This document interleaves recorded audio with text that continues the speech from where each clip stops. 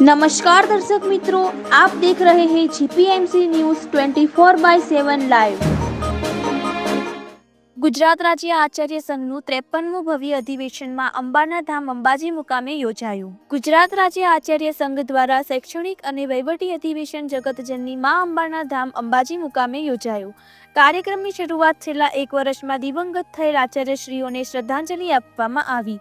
ત્યારબાદ ઉદ્ઘાટન સત્રમાં સમારંભ અધ્યક્ષ શિક્ષણ મંત્રી શ્રી ડોક્ટર કુબેરભાઈ ડિંડોર, મુખ્ય મહેમાન ધોરાજીના ધારાસભ્ય શ્રી મહેન્દ્રભાઈ પાડલિયા, બાયડના ધારાસભ્ય શ્રી ધવલસિંહજી ઝાલા અને પેટલાદના ધારાસભ્ય શ્રી કમલેશભાઈ પટેલ, અતિથિ વિશેષ તરીકે ગુજરાત રાજ્ય કર્મચારી મહામંડળના પ્રમુખ શ્રી સતીશભાઈ પટેલ, શાળા સંચાલક મહામંડળના પ્રમુખ શ્રી શંકરસિંહજી રાણા, ઉચ્ચતર માધ્યમિક શિક્ષક સંઘ મહામંડળના પ્રમુખ શ્રી ભરતભાઈ પટેલ, માધ્યમિક શિક્ષક સંઘ મહામંડળના પ્રમુખ શ્રી કિરીટસિંહજી મહિડા, બિન શૈક્ષણિક કર્મચારી મહામંડળના પ્રમુખ શ્રી મિતેશભાઈ મોદીની પ્રશંસનીય ઉપસ્થિતિ બાદ પ્રાર્થના અને અભિનય દ્વારા સ્વાગત ગીતની સુંદર રજૂઆત શ્રી કન્યા વિદ્યાલય ખામટા, જિલ્લો રાજકોટ દ્વારા કરવામાં આવેલ।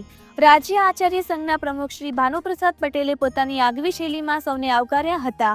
સૌ મહેમાનોનું પુષ્પમાળાથી અભિવાદન થયા પછી રાજ્ય આચાર્ય સંઘના અનુભવી અધ્યક્ષ શ્રી જેપી પટેલે પોતાની લાગણી અને માંગણી રજૂ કરી હતી। સૌ મહેમાનો દ્વારા રાજ્ય આચાર્ય સંઘ સોવેનિયર ઉડાનનું વિમોચન કરવામાં આવેલ। આ ઉપરાંત અંબાજી મંદિરના વહીવટદાર અધિક કલેક્ટર શ્રી કૌશિકભાઈ મોદી, શિક્ષણ બોર્ડના ચેરમેન શ્રી M.A. પંડ્યા, સાહિત્ય એકેડેમીના સદસ્ય ડોક્ટર જયેન્દ્રસિંહ જાદવ, પરીક્ષા વિભાગના સંયુક્ત નિયામક શ્રી દિનેશભાઈ S. પટેલ, શિક્ષણ બોર્ડના સચિવ શ્રી R.R. વ્યાસ ઉપસ્થિત રહ્યા હતા। આ ઉપરાંત board member Shri J.V. Patel, Ajitbhai Patel, Jashubhai Raval, Nilesh Sonara, Vinubhai પટેલે શોભા વધારી હતી। કાર્યક્રમની આન બાન અને શાન વધારવા માટે આર્થિક અનુદાન આપનાર અલગ અલગ પ્રકાશનો અને યુનિવર્સિટીઓમાંથી નવનીત એજ્યુકેશનના શ્રી રાજુભાઈ ગાલા, ભાવિક પબ્લિકેશનના શ્રી દીપકભાઈ પટેલ, આઈડીએલ પબ્લિકેશનના શ્રી તેજસભાઈ શાહ, સાકરચંદ યુનિવર્સિટીના પ્રોફેસર પ્રફુલ્લકુમાર ઉડાણી, પારોલ યુનિવર્સિટીના doctor M.N. Parmar, liberty publication Shri Ankit Patel, red and white skill એજ્યુકેશનના ડાયરેક્ટર ડોક્ટર હસમુખભાઈ રફાડિયા ઉપસ્થિત રહ્યા હતા। સન્માનના પ્રત્યુત્તરમાં સમારંભ અધ્યક્ષ શિક્ષણ મંત્રી ડોક્ટર કુબેર ડિંડોર સાહેબે જણાવેલ કે શિક્ષણ જગતના મોટાભાગના પડતર પ્રશ્નોનું સમાધાન કર્યું છે, તેમ છતાં આપના બાકી રહેલ તમામ પ્રશ્નોનું સત્વરે નિરાકરણ લાવવામાં આવશે। રાજ્ય આચાર્ય સંઘના 53મા અધિવેશનની સફળતા માટે પ્રમુખ શ્રી ભાનુભાઈ અને અધ્યક્ષ શ્રી જીપી પટેલની આખી ટીમને અભિનંદન આપ્યા હતા। શ્રી C.G. મહેતા હાઈસ્કૂલ ઉમેદગઢના દીકરા દીકરીઓએ યોગની સુંદર રજૂઆત કરી સૌને મંત્રમુગ્ધ કર્યા હતા। ત્રિદિવસીય અધિવેશનમાં રાજ્યના તમામ આચાર્યો માટે આવાસીય વ્યવસ્થા તેમજ સુંદર ભોજન વ્યવસ્થાનું આયોજન કરવામાં આવ્યું હતું। રાજ્ય અધિવેશનને સફળ બનાવવા માટે યજમાન સાબરકાંઠા આચાર્ય સંઘ પ્રમુખ કિરણભાઈ પટેલ અને તેમની ટીમે ખૂબ જહેમત ઉઠાવી હતી। અહેવાલ સુરેશભાઈ પટેલ, પ્રિન્સિપાલ, સંતશ્રી નથુરામ બાપા, જ્યોતિ વિદ્યાલય ખેડબ્રહ્મા, જીપીએમસી ન્યૂઝ 24/7 લાઈવ।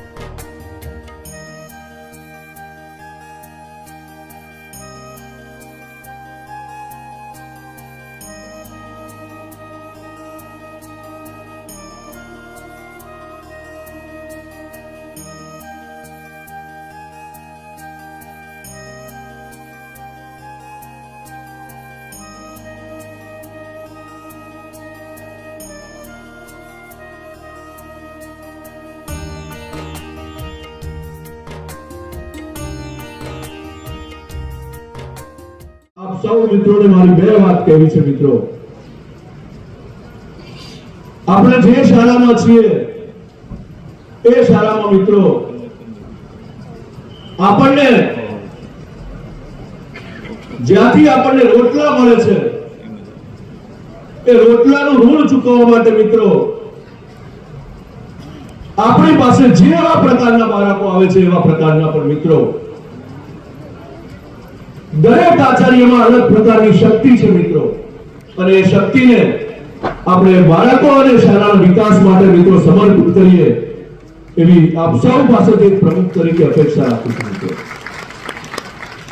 છે મિત્રો અને આ આચાર્ય પરિવાર માટે શું સારું થઈ શકે એનું સતત ચિંતન અમે સૌ હોદ્દેદારોની ટીમ મિત્રો કરતા હોઈએ છીએ.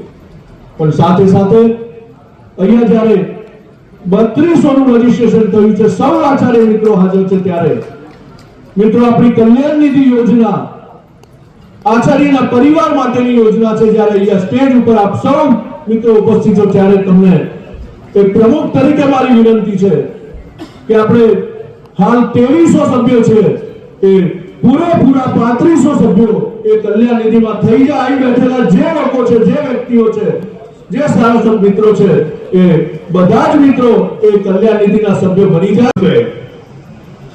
યોગીજીએ અને મોદી સાહેબે સૂત્રો આપ્યા એનું પાલન આપણે કરવું પડશે મિત્રો. કટેંગે તો બટેંગે, એક રહેંગે તો સેફ રહેંગે. આ ભાવનાથી પણ આપણે સંઘોએ કામ કરવું પડશે મિત્રો.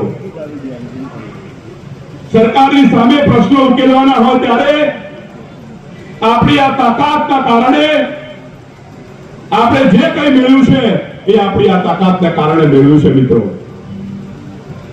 ગઈ વખતે મેં અહીંયા ગાડી માંગણી કરી હતી